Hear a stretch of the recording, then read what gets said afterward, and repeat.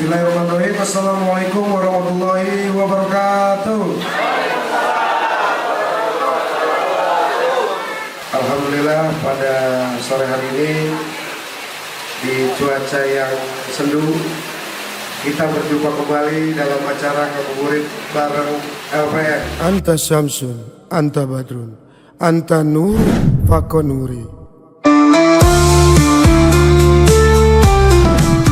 Anta Samsun, Anta Badrun. Gimana puasanya para jamaah? Ada yang batal?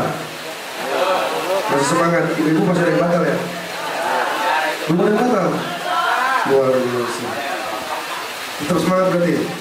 Di semangat bulan puasa ini dari ngabuburit bareng LPM. Pada kesempatan hari ini jadi hari yang istimewa karena hari ini ngabuburit bareng LPM di episode pertama di tahun 2025 dan ada beberapa perubahan konsep. Salah satunya kita lebih menekankan potensi informasi dan tentu saja selain menunggu beduk maghrib kita buka bersama, kita isi dengan informasi-informasi terkait dengan lingkungan kita di Kelurahan Ciketimudik.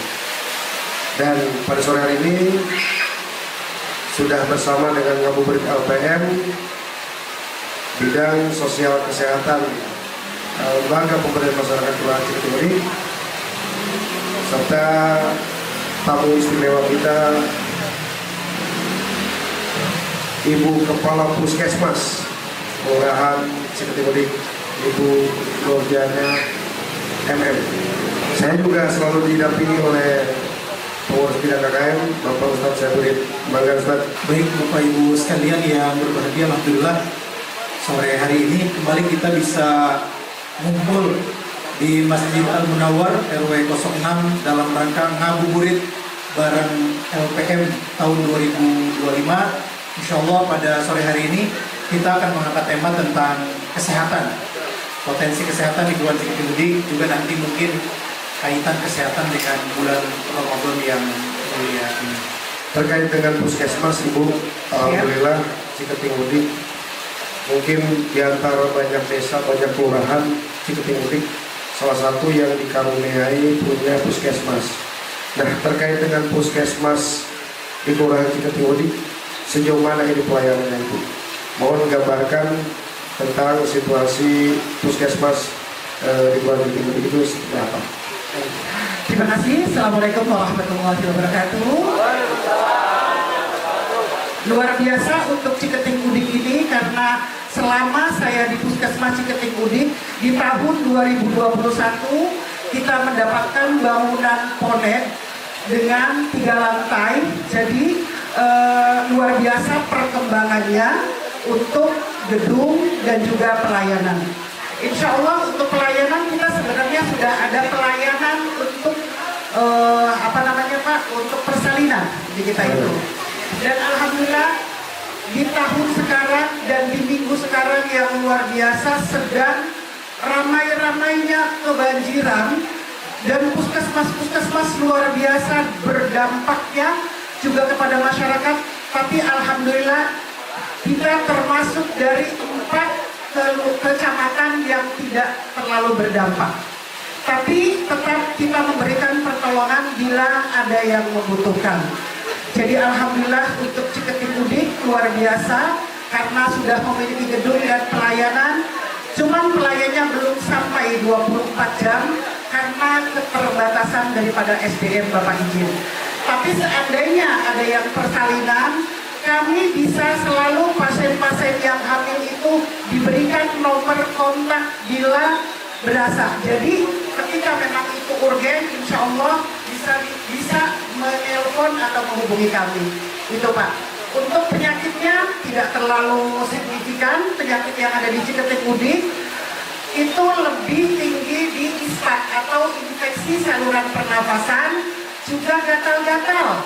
Kalau gatal-gatal wajar kali ya, tetangga kita kan itu ada sesuatu yang berbau-bau, itu aja barangkali Bapak.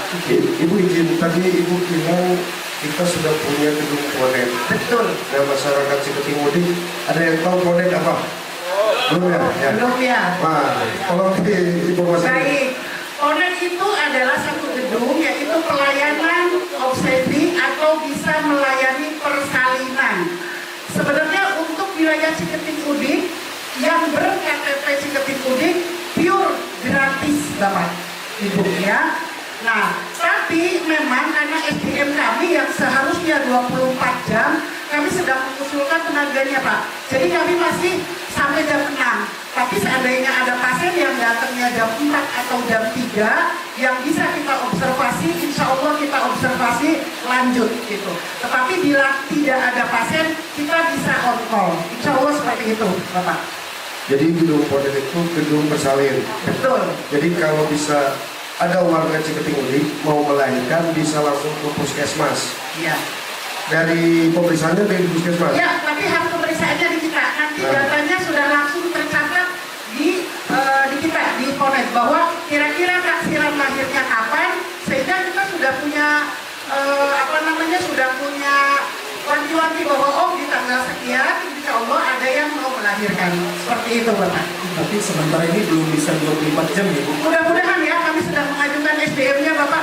Kita masih kurang banget SDM-nya betul. Jadi kalau nanti ada warga yang mau melahirkan malam gitu gimana tuh? On-call dulu kali ya, pakai on-call insya Allah ya. Iya. Mudah-mudahan sih tahun ini karena kan ada ini mudah-mudahan ditambahkan petugas kami. Pak Ustadz mudah-mudahan. Dan terkait dengan bidang sosial kesehatan, Pak Yas, ini kan tadi puskesmasnya sudah ready walaupun tidak atau kali 24 jam.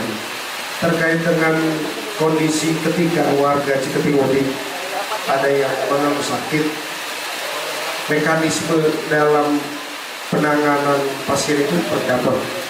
Silakan Pak Yas. Baik Pak, terkait warga yang sakit gitu ya, dengan dibawanya oleh tim kami dari bidang SOKES itu oleh rekan-rekan kami dari bidang SOKES ini dibawa dari warga ke puskesmas Pak. Itu jadi hitungannya 24 jam tim kami melayani masyarakat untuk berobat gitu Pak. Kan gini, kadang warga kita mah pada belagu Pak. Yang namanya sakit pasti pengen ke rumah sakit yang paling mahal. Padahal jaminan kesehatannya juga belum punya. Ini sering kejadian nih. Saya pernah ngalamin ada beberapa kejadian, bahkan yang terbaru itu kemarin hampir seminggu yang lalu lah. Ada kejadian seperti ada sedikit alergi ke puskesmas. Ini kenapa kita ngundang Bu Kapus, karena tujuannya bagaimana puskesmas juga sudah lebih daripada cukup, bahkan bisa menyamai lah pengobatannya dengan rumah sakit. Warga kadang agak kesulitan untuk dibawa ke puskesmas Pak, kadang menolak. Nah ini seperti apa yang dilakukan oleh bidang SOKES? Kalau menurut saya Pak, dari bidang SOKES yang setahu saya dengan rekan-rekan, kenapa warga enggan ke rumah sakit atau ke puskesmas? Karena mungkin melihat dari keadaan penyakit yang memang langsung gitu, hanya saja meminta rujukan dari puskes dibawa ke rumah sakit yang artinya rumah sakit besar. Sebenarnya masih kalau menurut saya warga mah hampir rata-rata ketika sakit nggak mau ke puskesmas, hampir rata-rata. Kasar ngomong mah cuman sakit kepala aja nggak mau ke puskesmas. Padahal di puskesmas itu oleh pemerintah kita sudah digratiskan ya Bu ya Bu, gratis ya, itu bersalin dan sebagainya. Tapi yang setahu saya semua warga Kelurahan Ciketing Udik ketika berobat yaitu enggak Pak ke puskesmas, karena mungkin Ibu Kepala Kapus kedepannya harus lebih bersinergi lagi terkait kesehatan warga Kelurahan Ciketing Udik. Karena memang semua rekan kami dari bidang prokes itu selalu ke rumah sakit besar. Mungkin itu Pak Ketua. Terkait pelayanan Bu, di puskesmas, level sakit tadi kan sudah disebutkan oleh Pak Iyas bahwa memang agak sulit, agak apa ya, kalau bahasa sekarang mah plus isu lah terhadap puskesmas. Jadi penyakit-penyakit seperti apa yang bisa ditangani oleh puskesmas, jadi dengan sendirinya para relawan kesehatan kita ini tahu plottingnya. Jangan sampai ini sakitnya, mohon maaf, panu harus dibawa ke rumah sakit umum gitu.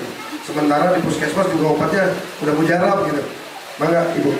Baik, jadi gini Bapak dan Ibu dan Pak Yas, sebetulnya gini, kita sebenarnya sudah punya RSUD, yaitu sebenarnya untuk masyarakat yang lebih dikhususkan adalah untuk Kecamatan Bantar Gebang.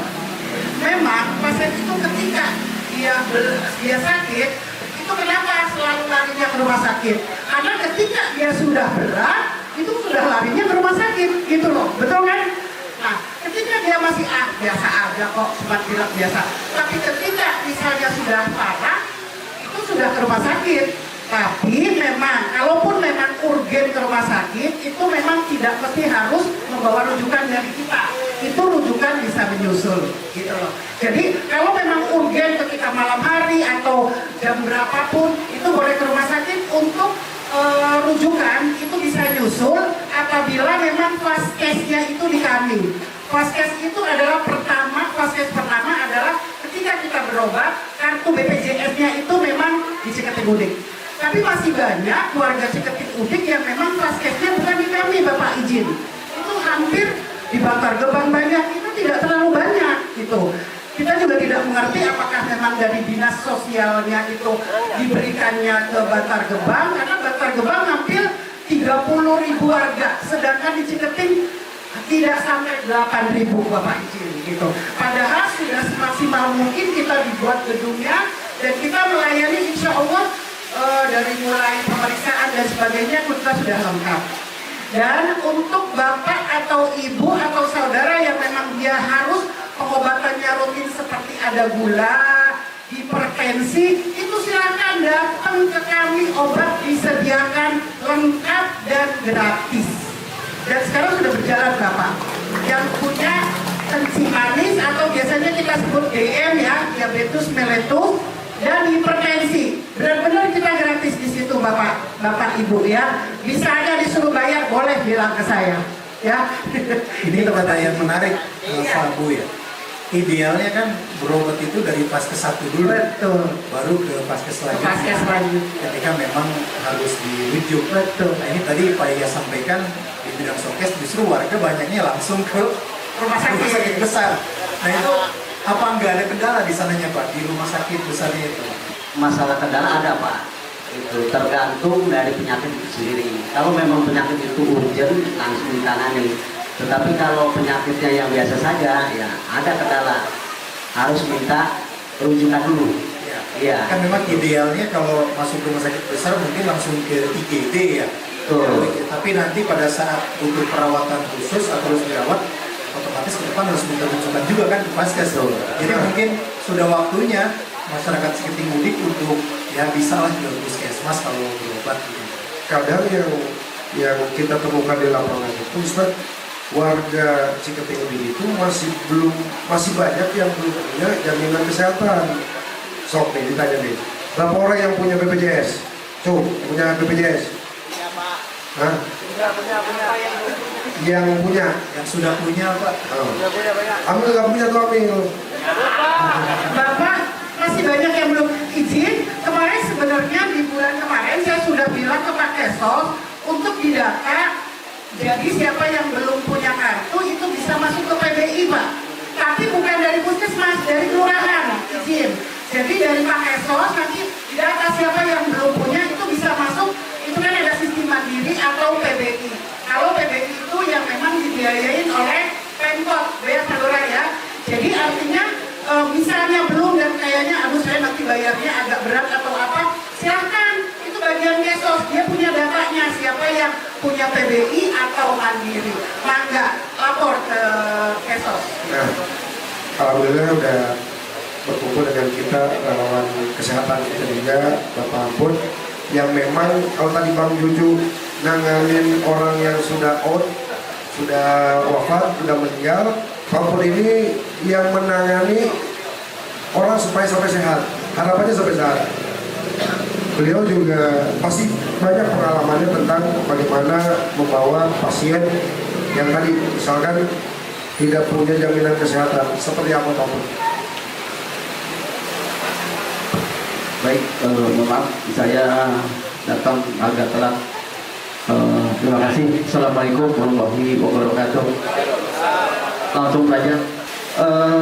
Perlu saya sampaikan bahwa BPJS di kita itu ada dua sistem, Bapak dan Ibu, yaitu BPJS yang pribadi atau prabayar, dan juga ada BPJS PBI atau KIS. Kadang-kadang di kita itu ada yang bilang saya nggak punya BPJS tapi punya KIS, pun sebaliknya saya nggak punya KIS tapi punya BPJS, padahal itu sama aja pengapusnya. Di kita itu ada kadang-kadang kita punya penyakit tapi bisa nggak emergensi, itu seharusnya kita datang dulu ke puskesmas yang terdekat. Dan apabila si pasien itu emergensi, boleh langsung ke rumah sakit yang terdekat. Perlu saya sampaikan bahwa di kita Bukapus masih banyak ber-KTP di Ketingudi, tapi paskas satunya ada di Bandar Gebang, ada di Sumber Batu. Itu yang terjadi saat ini.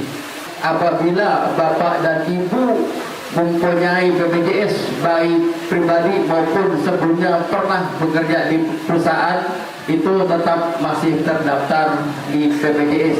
Dan banyak yang mengatakan, Bang Pur, bisa enggak BPJS saya pribadi dialihkan ke BPJS pemerintah? Perlu saya sampaikan bahwa apabila BPJS pribadi itu masih aktif, tidak bisa dialihkan ke BPJS PBI atau KIS. Itu pun sebaliknya, terkecuali apabila yang mempunyai BPJS pribadi atau nunggak kurang lebih 3 bulan atau lebih, itu bisa dialihkan ke BPJS PPI. Dan tapi ada persyaratannya, apabila yang bersangkutan itu harus dirawat. Izin Pak Put, terkait dengan PBI, ini kan penerima bantuan iuran dari pemerintah berarti ya? Itu berarti ada status sosial tertentu tidak untuk mendapatkan PBI itu. Jangan sampai ini juga jadi salah kaprah. Tadi kan Pak Put bilang bisa pindah dari BPJS pribadi ke PBI ketika ada tunggakan. Nah, jangan sampai sengaja nggak bayar biar bisa pindah ke PBI gitu Pak Put. Jadi gini Pak LPM, itu saya sampaikan bahwa bisa pindah ke BPJS PBI jika yang bersangkutan itu dirawat atau emergensi, itu Pak LPM. Kurang lebih tunggakan itu 3 bulan lebih. Jadi kalau selama punya BPJS pribadi 3 bulan, masih 3 bulan belum bayar, itu tidak bisa. Mungkin ajuan pemerintah kan kalau 3 bulan kita masih mampu Pak Lurah, Pak LPM bayar tunggakan. Jadi mungkin kalau 4 bulan lebih mah insya Allah tidak bisa. Itu mungkin berat. Poinnya berarti PBI itu buat orang yang tidak mampu. Betul, ya. Itu yang diutamakan. Cuman kebanyakan sekarang kadang-kadang yang mampu pun rata-rata pengen namanya BPJS PBI. Itu Pak LPM. Baik, ini lengkap sekali hari ini. Ada showcase, ada relawan khusus sakit, ada juga untuk jenazah Pak Juju ya. Ini sebelum saya ke Pak Juju nih, kan di showcase nih saya lihat berseliweran tuh di media sosial. Kadang-kadang ada bantuan sosial ke masyarakat ketika ada kedukaan, seperti itu yang saya lihat di media sosial di Cikini. Nah, kira-kira selain program tadi antar orang sakit ke rumah sakit, ada program yang lain nggak Pak Iyas, Pak Toto, dan Pak Jazuli untuk kesehatan warga di Cikini? Terima kasih. Assalamualaikum warahmatullahi wabarakatuh. mungkin Pak Ketua sebelum saya jawab Pak Ustadz terkait penyampaian untuk warga masyarakat Ciketing ini bahwasanya untuk pelayanan ambulan di Ciketing ini ada untuk siaga itu ada 4 ambulan. Jadi bapak-bapak, ibu-ibu, warga semuanya bila mana yang memerlukan ambulan siaga di kita itu ada 4 ambulan. Dikenai biaya insya Allah itu semuanya gratis kalau melalui seputar Kota Bekasi. Terus terkait dengan 5 ambulan. Oh, 5. Coba sebut saya sih. DRW 81, RW 81, DRW 51, RW 51, DRW 11, RW 11, DRW 71, DRW 6 jenazah 1. 7, 6, di RW 7 ada 2 sama supir ambulan kelurahan. Ya, ambulan kelurahan standby di Bakut. Jadi ada 7, mohon maaf. Ada 6. Ada 6. Jadi sebenarnya kalau ngomongin ambulan siaganya 6, cuma yang 1 dikhususkan untuk jenazah gitu loh. Nah, terkait dengan tadi pengelolaannya seperti apa Pak Ode? Karena tadi Pak Ode kan menyampaikan bahwa ini kan gratis. Nah, kadang terkait misalnya betul ada Bang Jojo, kalau bicara tentang mobil ambulan jenazah, ketika ada yang meninggal dan yang meninggalnya itu warga pendatang dan notabene-nya kadang ingin dimakamkan di kampung halaman, itu pernah dengar ada biaya yang harus dikeluarkan. Nah, seperti apa mekanisme Bang? Baik, Assalamualaikum warahmatullahi wabarakatuh. Saya sebagai petugas supir ambulan jenazah ya. Kalau seumpamanya ada warga luar yang sudah KTP Ciketing Budi dan keluarganya pengen dimakamkan di kampung halaman tempat lahirnya dia, pastinya kan kita unit juga butuh biaya akomodasi, bensin, segala macam gitu ya. Biasanya kalau mereka meninggalkan harus perawatan di rumah sakit, saya sering tanya, coba tanya ambulan rumah sakit minta berapa gitu ya. Umpamanya nih ke Majalengka minta 4 juta Pak, ya udah. Kalau saya separohnya ya nggak apa-apa ya. Ini bener-bener berterima kasih banget. Biarpun saya minta repot ya, saya bukan minta. Saya nanya ambulan rumah sakit minta berapa? Segini, ya udah saya separohnya. Dia itu benar-benar merasa tertolong, merasa terima kasih banget gitu. Jadi ada biaya memang yang harus dikeluarkan karena butuh operasional, ada bensin, apalagi perjalanan yang jarak jauh ya. Kalau perjalanan jarak jauh kan otomatis yang rumahnya perlu paham gitu. Lebih dari 5 jam. Kalau dimakaminnya di Parigi atau di Makam Manisin ada biayanya nggak Pak? Kalau yang dekat gini mah kayak di Manisin juga ya. Ada kalau enggak juga saya juga nggak minta gitu. Biasanya ada. Berarti ada seikhlasnya. Ada kesan-kesan nggak Pak Juju mungkin nganter jenazah jauh sendiri gitu atau gimana gitu selama bawa jenazah? Selama ini sih saya kan kurang lebih hampir 2 tahun atau 3 tahun ya saya bawa jenazah. Kayaknya belum ada pengalaman yang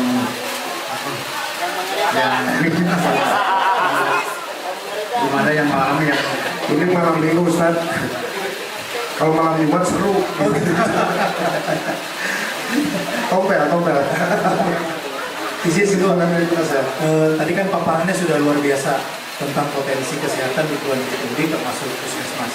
Barangkali Bu Kapus sebagai orang yang memang berkecimpung di kesehatan, izin 1 menit saja Bu Kapus. Kira-kira di bulan Ramadan ini sebelum nanti penasihat kita memberikan kesimpulannya, ada yang bisa disampaikan nggak terkait kesehatan di bulan suci Ramadan? Baik, terima kasih karena dikasih 1 menit bahwa bulan Ramadan ini adalah bulan yang sangat suci di mana semua umat muslim melaksanakan ibadah puasa. Yang pertama, puasa itu menyehatkan. Tapi pesan saya adalah pada saat kita puasa, jangan lupa kita sahur dengan makanan yang bergizi. Itu satu. Yang kedua, yang kedua adalah buka makanan yang bervariasi. Kurangi makanan manis karena di kita paling banyak penderita gula, Bapak. Si Keping Mudik itu tinggi banget penderita gula dan hipertensi. Terus yang berikutnya adalah banyakin minum air putih. Terus juga makanan cukup, tidak berlebihan. Terus tidur dan olahraga ringan. Itu saja Pak, cukup 1 menit. Terima kasih Bu Kapus sarannya untuk kita yang berpuasa. Mudah-mudahan warga Ciketing Mudik di bulan Ramadan ini semuanya sehat afiat, bisa mengikuti Ramadan dengan sebaik-baiknya. Dari paparan-paparan yang sudah disampaikan, mungkin ada poin-poin yang menarik juga menjadi perhatian untuk kita semua. Pada penasehat LPM Pak Dr. Andes Ecewardadi, disilakan untuk memberikan mungkin ya poin-poin penting dari apa yang sudah kita berikan bersama. Baik, Bismillahirrahmanirrahim. Assalamualaikum warahmatullahi wabarakatuh. Ini berarti 7 menit ya, sampai buka kan? 5 menit. Iya. Sebetulnya saya bukan orang yang layak memberikan kesimpulan di dalam diskusi ini. Ini kan bicara banyak soal kesehatan tadi. Saya itu bukan orang kesehatan. Ya, saya praktisi agama. Tapi baik, gini. Mohon ke depan, kalau nggak tahun ini, tahun depan, insya Allah LPM khususnya bidang kesos, ya, itu adakan semacam bintek, ya, yang judulnya alur pelayanan masyarakat Ciketing Mudik, ya kan, ketika ditimpa sakit.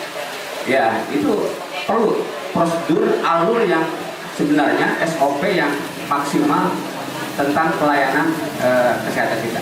Satu, yang kedua, Puskesmas ya, Ciketing Mudik sebetulnya namanya sudah bagus, pusat kesehatan masyarakat, bukan pusat kesakitan. Ya. Rumah sakit di Jakarta sekarang sudah berubah, rumah sehat di Jakarta. Ya betul Ibu ya. Hanya di kita Bekasi mungkin Jawa Barat belum masih rumah sakit. Karena kalau masih bunyi rumah sakit, orang kesannya beda. Masuk ke situ angker bener gitu kan. Banyak orang sakit, banyak orang pingsan, banyak orang diinfus, banyak orang diperban segala macam. Coba ganti apa mindsetnya, ya, rumah sehat persis seperti Pemda DKI sekarang Bu ya, yang berorientasi kepada pelayanan ibu dan bayi, terutama orang yang melahirkan itu udah harus bagus. Jangan sampai orang udah keluar ketuban masih tanya soal tanya sini, ya, gitu. Itulah sebabnya yang membuat puskesmas dalam tanda petik kurang laku. Yang kedua tadi kan bicara dokter on call, ya. Jadi ya berapa lama orang kudu nunggu, kalau dokter di rawat nunggu, yang sakit sudah nunggu di rumah di puskes. Ini harus diatur Bu ya. Yang on call itu kudu boleh standby 24 jam. Ya kalau bisa yang PNS lah, yang pengabdian sudah kelihatan. Kalau non PNS di on call agak sulit. Ya. Terakhir. Ini kalau karena bulan puasa, ya kan kata Nabi sumu tasib. Puasalah kamu agar kamu sehat. Nah, apa arti puasa? Imsak, artinya menahan. Bukan cuma menahan banyaknya makanan yang masuk ke dalam tubuh, tapi menahan rasa makanan. Puasa itu yang. Jadi rasa manis ditahan agar nggak kena gula, rasa asam ditahan agar nggak kena lambung, ya kan? Rasa lemak kita agar nggak kena kolesterol. Itu aja Pak RPM. Jadi intinya puasa kita harus dengan baik dan benar. Ya nanti tanya ke Ustaz. Demikian, terima kasih. Assalamualaikum warahmatullahi wabarakatuh. Waalaikumsalam. Luar biasa dari selanjutnya Ustaz, karena memang waktu sudah menunjukkan waktu azan. Mohon kesediaannya Ustaz Nana El Fauzi untuk memimpin doa buka bersama.